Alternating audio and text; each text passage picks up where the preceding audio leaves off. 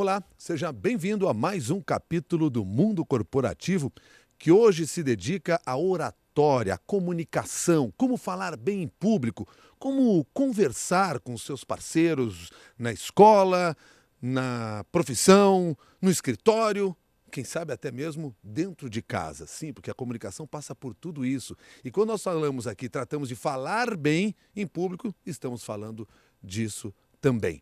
E claro que para a gente falar sobre esse tema, nós só poderíamos convidar talvez o maior especialista que nós temos no Brasil e um dos maiores especialistas em oratória do mundo, que é o professor Reinaldo Polito, que está aqui ao nosso lado. São 40 anos dedicado a essa área. Professor Reinaldo Polito, desde já, muito obrigado pela sua gentileza de estar conosco. É um prazer muito grande estar aqui, Milton. Professor Reinaldo Polito, que está lançando mais um livro, desta vez em parceria com a Raquel Polito, que é filha do professor Reinaldo Polito e outra experiente profissional nesta área também. O livro é esse aí que você está vendo na tela do seu computador, 29 minutos para falar bem em público e conversar com desenvoltura.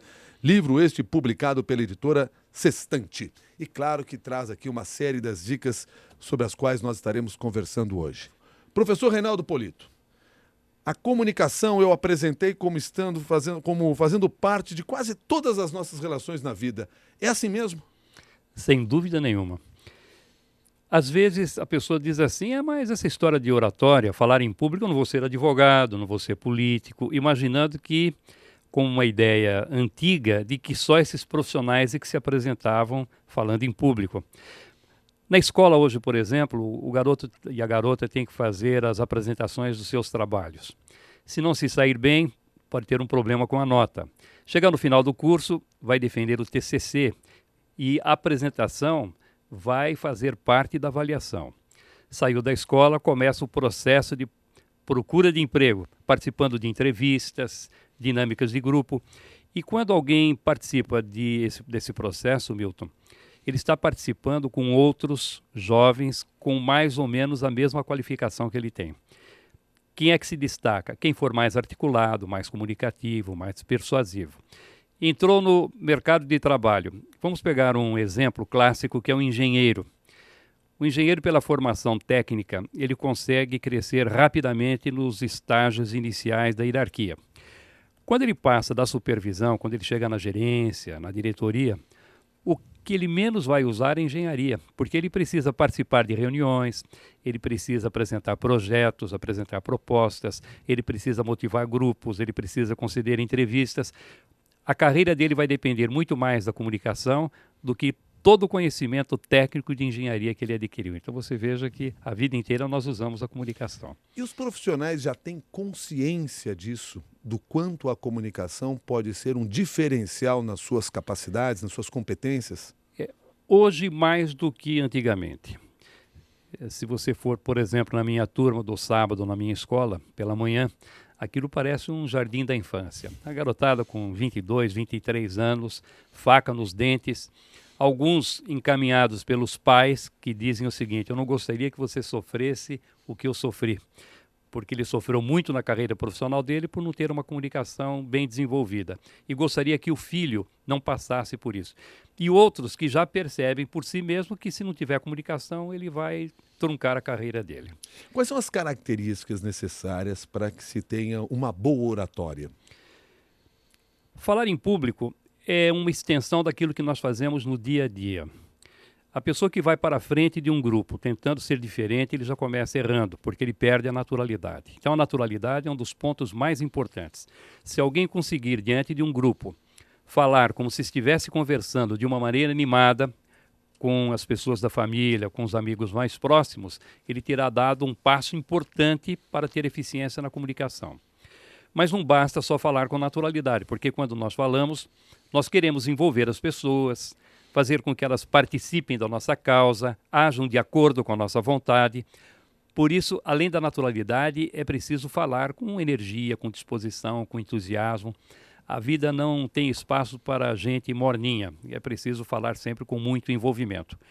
Quando nós conjugamos esses dois aspectos, naturalidade e emoção, o passo importante para que possamos ter credibilidade com a comunicação.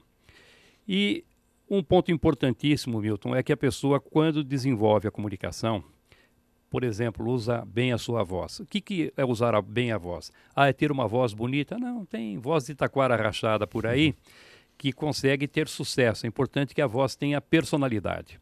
Então, chegou no ambiente, falar com um volume de voz adequado, um pouquinho mais alto do que seria suficiente para que as pessoas pudessem ouvir. Isso demonstra envolvimento com relação àquilo que está dizendo. Ter um ritmo agradável, alternando bem o volume da voz e a velocidade da fala, para sair daquela fala monótona. Pronunciar bem as palavras, sem essa preocupação de S final, R final, porque aquele que fica demasiadamente preocupado com a pronúncia, ele acaba perdendo a naturalidade.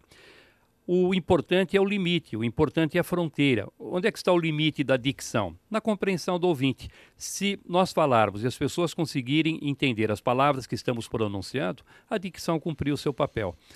Ter um vocabulário muito adequado para o ambiente onde ele está. Se vai falar com profissionais da sua área, utilizar um vocabulário técnico.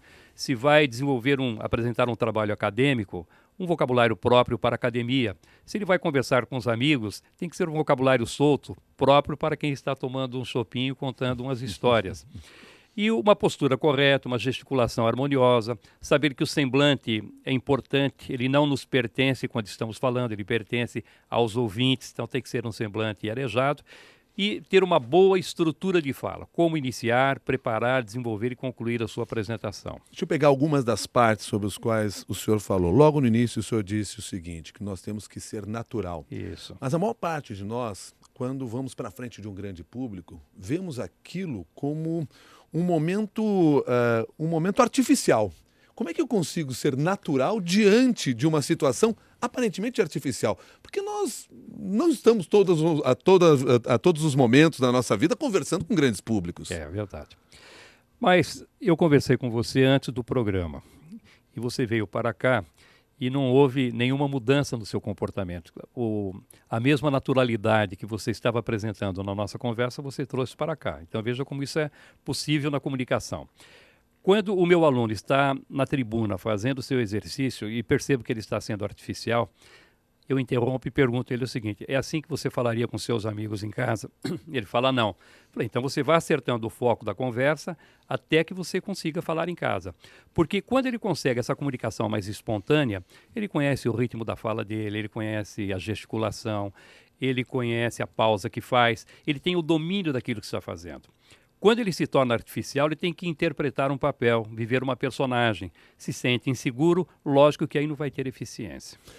Suani Lopes, nossa ouvinte, mandou o e-mail para mundocorporativo@cbn.com.br. Está com 18 anos, cursa propaganda e marketing e diz o seguinte: gostaria de receber uma dica de como perder a vergonha de falar em público.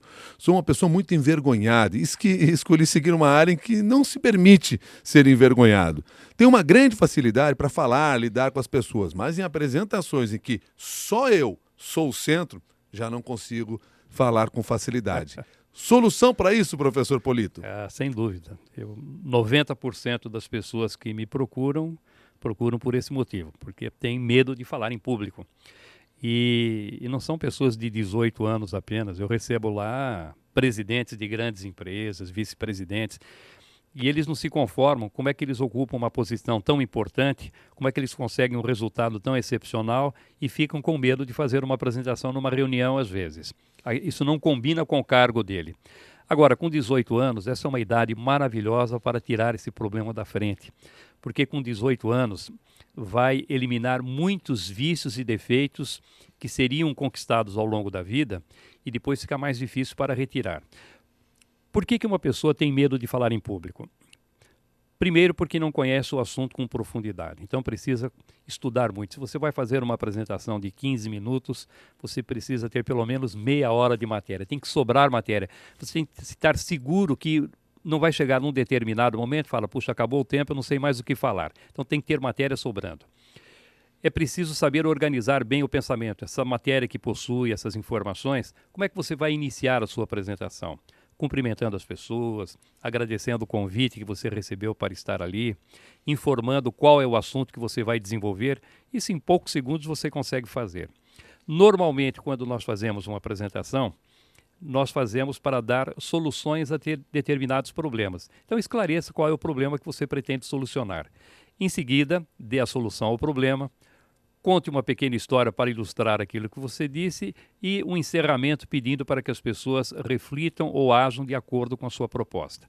Então você tem aí o conhecimento, a organização das ideias. É preciso praticar bastante. Então ela está com 18 anos, está na faculdade, ótimo. Aproveite as oportunidades para apresentar os seus trabalhos. Se você estiver numa palestra, levante o braço e faça a pergunta, mesmo que esteja morrendo de vergonha, faça isso. Esse é o momento adequado para adquirir muita experiência e muita prática. E depois é preciso identificar as suas qualidades. Onde que ela é boa? Ela tem uma voz bonita, ela tem um bom vocabulário, ela sabe contar histórias, ela tem capacidade de interpretação, ela é elegante, enfim, ter consciência dessas qualidades. Quando nós conhecemos o assunto, organizamos o raciocínio, temos essa experiência, essa prática e nos conhecemos de uma maneira positiva, nós reduzimos esta quantidade de adrenalina que é despejada no organismo e nos sentimos mais à vontade. Nós temos provavelmente grandes comunicadores envergonhados. Muitos. Pessoas envergonhadas no dia a dia, mas que no momento que se expõem para falar em público, parecem ser outra pessoa. Recentemente o Tony Ramos foi no programa Altas Horas e ali ele dizendo que quando ele vai falar em público ele fica com a boca seca. Lógico que isso é causado pelo nervosismo dele. O José Maier, da mesma forma, diz que fica com a mão gelada quando faz uma apresentação. Isso é por causa do nervosismo que tem. Então, pessoas que têm esse contato com o público, que se apresentam diante de plateias e que confessam ter um certo desconforto para se apresentar. E vou dizer a você, Milton, eu prefiro uma pessoa que tenha um pouquinho de medo. Eu prefiro uma pessoa um pouquinho mais acanhada, porque aquele que é seguro demais, aquele que se sente extremamente confortável, ele corre o risco de não respeitar mais o ouvinte como deveria respeitar, não se preparar mais de forma adequada como deveria se preparar, e aí pode cometer os deslizes. A pessoa que tem um pouquinho de nervosismo, um pouco mais de adrenalina, o coração bate um pouco mais forte, ela fica mais antenada, ela fica mais criteriosa, ela respeita mais o público, ela se prepara melhor e a chance de erro diminui bastante. Ouvindo o senhor aqui, eu fico lembrando no seguinte: prepotência pune e o palco não perdoa. Não perdoa. Não perdoa. Aquele que vai excessivamente confiante e não se preparou para o público que tem à frente, chega diante da plateia, ele tem uma surpresa, não é o público que ele poderia ter imaginado antes. Ele imaginou, por exemplo, um grupo de pessoas mais idosas e tem lá um grupo de jovens. Olha o que aconteceu com o Oscar lá em Caruaru, naquela palestra que ele foi fazer.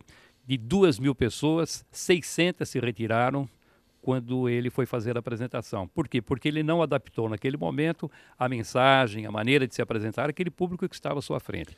Aliás, isso que o senhor está me falando aqui me remete a uma outra questão que o senhor citou agora há pouco e que eu queria reforçar. Gostaria de aprofundar um pouco mais. O senhor disse o seguinte, que o semblante não nos pertence numa apresentação, pertence ao nosso público. Como é que é isso? Olha, se eu vou falar do seu Grêmio, por exemplo, que ganhou... Que fale bem. Que fale bem. Que fale bem. Que ganhou recentemente. E você vai lá no vestiário, que tipo de semblante as pessoas imaginam que você tenha para falar da vitória do clube? Um semblante alegre, comunicativo, arejado. Você vai no vestiário do Palmeiras, que levou de 4-1 do Água Santa há pouco tempo, um semblante entristecido, consternado. Então nós devemos ter um semblante de acordo com a mensagem que transmitimos e de acordo com a expectativa que as pessoas têm da nossa apresentação. E aí nós estamos falando aqui também de comunicação verbal, não verbal, todas essas questões mais conceituais da comunicação que a gente muitas vezes utiliza sem perceber. Sem perceber, mas é importante ter consciência disso. Tudo isso tem que sair pelo reflexo condicionado, mas nós temos que estar conscientes de como devemos nos comportar. Deve existir uma harmonia entre a inflexão de voz, a expressão corporal e a mensagem que nós transmitimos. Se o ouvinte perceber um descompasso em um desses fatores, em um desses aspectos, a comunicação perde a credibilidade. O ouvinte até inconscientemente ele não sabe porque não está aceitando, mas algo ali está dizendo que a comunicação não é verdadeira. Freud dizia que o nosso inconsciente pode receber a mensagem do inconsciente do outro, sem que essa mensagem passe necessariamente pelo nosso consciente. E é verdade, Milton, quantas vezes nós estamos ali ouvindo uma pessoa, está tudo certo naquela apresentação, mas algo lá no fundo diz que ele não está sendo verdadeiro, porque o nosso inconsciente percebeu em algum tipo de atitude dele esse artificialismo, essa interpretação de uma verdade que não existia. Jorge Paulo Rodrigues, nosso ouvinte, mandou pergunta também para mundocorporativo@cbn.com.br. Gostaria de saber sobre a entonação e altura da voz. E mais um ponto, a movimentação ao ministrar palestras. Quais seriam os movimentos ideais? E vamos começar pela entonação e altura da voz. Perfeito. Eu, há pouco tempo, almocei, tive a felicidade de almoçar com o Fulvio Stefanini e o Juca Chaves. E ali, analisando esses dois ao meu lado, o Fulvio com aquele vozeirão dele, e onde ele chega, ele fala bom dia, todo mundo para ouvir. E o Juca Chaves com aquela voz baixinha, assim, tanta força. E onde ele chega também, ele encanta as plateias. Aí eu fiquei imaginando o seguinte, como é que isso pode acontecer? E aí no sermão da 60ª do Padre Vieira, que é a melhor aula de oratória ministrada até hoje, ninguém ensinou tanto quanto o Padre Vieira nesse sermão, em 1655, só para dar um exemplo do que ele diz ali, ele fala, sabem, padres, pregadores, porque fazem pouco abalo os nossos sermões? Porque nós pregamos apenas aos ouvidos, nós não pregamos aos olhos. Sabem por que o Batista convertia tantos pecadores? Porque assim como as suas palavras pregavam aos ouvidos, o seu exemplo pregava aos olhos. O que pode ser mais atual do que isso aí? E o Vieira dizia, lá no sermão da 60ª, que em determinado momento a fala tem que ser a fala do trovão, balançar as montanhas, para que as pessoas possam sentir o peso da comunicação. E que em outros momentos essa fala tem que cair assim como uma espécie de orvalho que vai penetrando a alma para que as pessoas possam sentir a profundidade daquilo que está sendo comunicado. Então, com relação à entonação, é isso. É preciso verificar a característica da pessoa, a circunstância em que ela se apresenta e, evidentemente, a mensagem que ela está transmitindo. Com relação à movimentação, o ouvinte é distraído por natureza. Não adianta alguém que faz uma apresentação ficar beiçudinho, magoadinho, porque alguém está ali desatento na sua apresentação. Isso Hoje em dia, então, se torna mais difícil ainda, porque nós competimos com os smartphones e toda a tecnologia à mão da nossa audiência, do nosso ouvinte. É uma concorrência desleal. Eu, quando posso, Milton, depois de 40 anos atuando como professor de oratória, sempre que posso, eu vou fazer palestras em faculdades. E há 15 anos que eu ministro cursos, aulas nos cursos de pós-graduação na ECA, na USP, Marketing Político, Gestão Corporativa e Relações Públicas. Porque eu quero ter contato com essa garotada e verificar se a minha piadinha ainda está dando certo, se eu consigo manter a atenção, se a maneira como eu falo consegue fazer com que ele deixe o celular no bolso por um tempo um pouco mais prolongado. Realmente é muito difícil. Então as pessoas ficam desatentas e nós precisamos saber que isso acontece, que vai acontecer mesmo, mas como é que nós podemos contornar essa situação? E um dos recursos que nós temos à disposição é a movimentação física, porque se eu estou de um lado da sala, o ouvinte, depois de algum tempo, como o pensamento trabalha numa velocidade 4 vezes mais rápido que as palavras, depois de 5 minutos, em média, isso é resultado de estudos recentes, o ouvinte cria um foco de atenção, o foco de atenção fica viciado e por mais que ele tenha interesse, ele não consegue se concentrar, porque como o pensamento é muito rápido, ele já vai pensar na reunião da empresa, na grana que não entrou, no empréstimo que ele precisa renovar, etc. Então o que nós temos que fazer? Quebrar esse foco de atenção. Então se você está numa extremidade da sala e você passa para a outra, ele passa a enxergar você de uma maneira diferente. O cenário que ele está vendo é outro, a cabeça que está na frente dele é outra, a maneira como ele está ouvindo a sua voz é outra. A impressão que ele tem é que foi uma outra pessoa diferente que chegou ali para tratar de um assunto novo. E com isso você consegue reconquistar a concentração desse ouvinte. Quanto tempo é necessário para fazer essa quebra? A cada 5 minutos. Cada 5 minutos. Pode levar um pouco mais ou pode levar um pouco menos, dependendo das circunstâncias. Se o ambiente for muito desfavorável, essa queda de atenção ela vai ser muito mais rápida. Nós estamos falando aqui em dar aulas, o professor Paulo Sérgio Negri escreveu para a gente aqui, ele é do Paraná e diz assim, quais seriam os principais elementos que deveriam estar presentes na comunicação didática entre professores e alunos, a ponto de provocar uma melhor ambientação para a aprendizagem, já que sabemos que a aprendizagem depende muito de como se realiza essa comunicação em sala de aula. É um desafio. É um desafio grande e praticamente todas as semanas eu tenho discutido esse assunto porque eu sou presidente da Academia Paulista de Educação. Embora seja o presidente, eu sou a minhoquinha do grupo, porque ali na minha diretoria eu tenho secretários de Estado da Educação, o Naline, por exemplo, faz parte da academia, reitores de universidades importantes. E nós discutimos exatamente isso. Como é que nós devemos nos atualizar de tal maneira que possamos ainda continuar não só passando informações, porque educar não é passar informação, educar é transformar uma pessoa, fazer com que ela receba essa informação e a partir da informação recebida ela possa se transformar. Aí sim ela foi educada.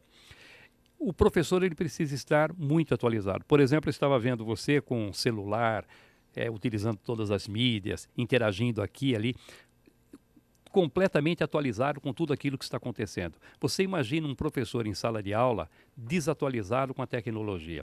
O aluno, ele fala num tema, o aluno imediatamente ele consulta esse tema e ele vai dar aula para o professor antes que o professor comece a falar. E aproveitar esses recursos e levar para a sala de aula para que possa existir uma interação maior. Então, o professor hoje, que se preocupa com o aprendizado do aluno, ele aprende a entender a realidade do aluno e traz essa realidade para a sala de aula, a chance de sucesso é sempre muito maior. Não adianta reclamar do aluno que não presta atenção, que não tem interesse. Cabe àquele que ensina promover esse interesse, provocar esse interesse. Não é fácil? Lógico que não é. Mas o professor tem que procurar esse caminho. O Eduardo Santos conta uma história aqui longa no seu e-mail, mas de uma certa maneira, lá no final da mensagem, ele comenta sobre a reação da audiência, o quanto isso impacta o orador. Quem impacta é a audiência que impacta o orador ou o orador que impacta a audiência? Lógico que se existe essa interação, vai acontecer de um lado e vai acontecer do outro. Depois que o orador tem controle da sua apresentação, ele tem consciência da sua competência para falar em público, ele começa a depender dele e não da reação do ouvinte. Porque o que acontece? A pessoa insegura, se o ouvinte faz uma careta, ele acha que o problema é com ele. Se o ouvinte olha para o relógio, ele já acha que o problema é com ele porque o outro não está querendo mais ficar ali no ambiente. E às vezes não tem absolutamente nada a ver com a apresentação. Quando nós temos segurança, nós vamos observando essa reação do ouvinte e usando como um feedback para redirecionar aquilo que estamos fazendo. Então, se você tinha imaginado uma apresentação toda racional e percebe que o ouvinte não está conseguindo reagir de acordo com aquilo que você imaginava, mude para uma apresentação mais emocional. Se você estava com intenção de passar conceitos técnicos e percebe que isso não está funcionando bem, de vez em quando conte uma história. Use um fato bem-humorado, faça uma pergunta para a plateia. Então, a reação do ouvinte pode ajudar muito no resultado da apresentação, mas para isso é preciso ter controle daquilo que está sendo feito. Bom, nós, logo na abertura do programa aqui, citamos o livro Para Falar Bem em Público e Conversar com Desenvoltura, livro este escrito pelo professor Reinaldo Polito e pela Raquel Polito. E esse livro se propõe a nos ajudar a falar melhor em 29 minutos, com um modelo de texto e resumos que nos levariam a esta situação. Além destes 29 minutos que a gente teria que dedicar para falar bem, tudo aquilo que nós fazemos no nosso dia a dia pode servir de experiência para a gente desenvolver a nossa oratória? Hoje, conversando com você, você falava do tempo que já está dirigindo esse programa. Até me assustei, né? Há quanto tempo? E como eu ouço sempre, parece sempre um amigo que está ao nosso lado o tempo todo, e é exatamente isso. Estava imaginando o seguinte, você entrevista aqui todas as semanas alguém para trazer um assunto importante, normalmente do mundo corporativo. Tanto que o mundo corporativo é o nome do programa. Você tem uma aula completa de ponta a ponta todas as semanas, Milton. E tenho certeza absoluta que quando você faz as suas entrevistas, quando você promove seus debates, faz as suas palestras, tudo isso que você observa nos seus entrevistados, você leva também para as suas apresentações. Então, nós somos muito daquilo que nós ouvimos, vemos e vivenciamos. Nós somos um pedaço de cada pessoa que nós encontramos pelo caminho. Tudo que eu estou dizendo aqui tem muito a ver com o meu querido mestre e professor Oswaldo Melantônio, que foi meu professor de oratória há 40 anos.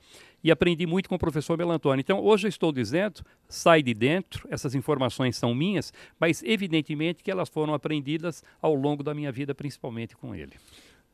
Dentre os capítulos que estão nesse livro aqui, um fala de expressões mágicas ajudam a encerrar a conversa. Isso. Que expressões mágicas são essas? O que significa isso?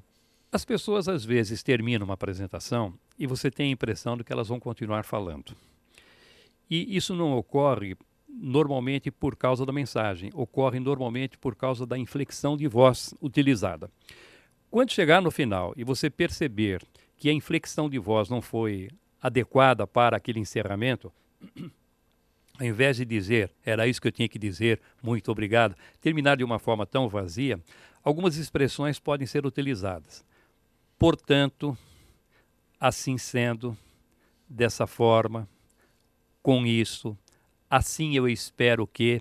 Eu vou repetir porque se alguém tiver interesse, portanto, assim sendo, com isso, dessa forma, assim eu espero que... Essas palavras, essas expressões levam naturalmente à conclusão. E o que faz normalmente aquele que se apresenta? Ele pega a essência daquilo que apresentou, repete no final com uma inflexão de voz daquele que está concluindo, ou dá uma opinião a respeito do assunto e termina de uma forma mais eficiente. Tá certo. Agora, como é que a gente consegue aprender a falar em 29 minutos, professor? O livro foi feito pensando numa pessoa que tem efetivamente pouco tempo. É lógico que se alguém tiver mais tempo, ele vai poder fazer uma leitura mais completa. Então, o que ele pode fazer? Cada capítulo, eu e a Raquel pegamos na mão do leitor e fomos orientando. Por exemplo, você vai fazer uma apresentação daqui a pouco. Você vai usar recursos visuais ou audiovisuais? Não, não vou. Então não se preocupe com esse capítulo agora. Pule. Você vai ter que conversar com alguém para resolver algum negócio efetivo antes ou depois da sua apresentação? Não, não vai ser o caso. Então, o capítulo onde ensina a conversar, deixe do lado.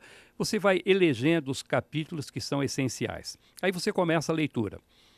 Eu vou dizer o seguinte, se você estiver muito apressado, pule todas essas considerações iniciais que eu tive cuidado de colocar no último parágrafo a essência disso que você deveria ler. Aí com calma você volta, ele vai para o último parágrafo. Mas o tempo é mais premido ainda, você não tem tempo nenhum, então pule tudo isso e vá para o final onde você vai encontrar um resumo para ler em menos de 1 minuto. Então se ele ler esses resumos que contém a matéria completa, dos 29 capítulos, ele vai ler o livro em 29 minutos. Agora, tem tempo para ler o livro completo, analisar, pesquisar, então aí sim, tudo bem, pode ter um pouco mais de tempo. Professor, várias vezes aqui, quando o senhor falou aí sobre a oratória, de alguma maneira a gente passou por isso e eu gostaria de reforçar aqui no encerramento dessa nossa conversa. Por trás de tudo isso está o planejamento da comunicação, porque Sim. organizar tudo isso é fundamental antes de a gente conversar com as pessoas. Achar que a gente vai da valsa, não vai dar certo. Pode correr sério risco.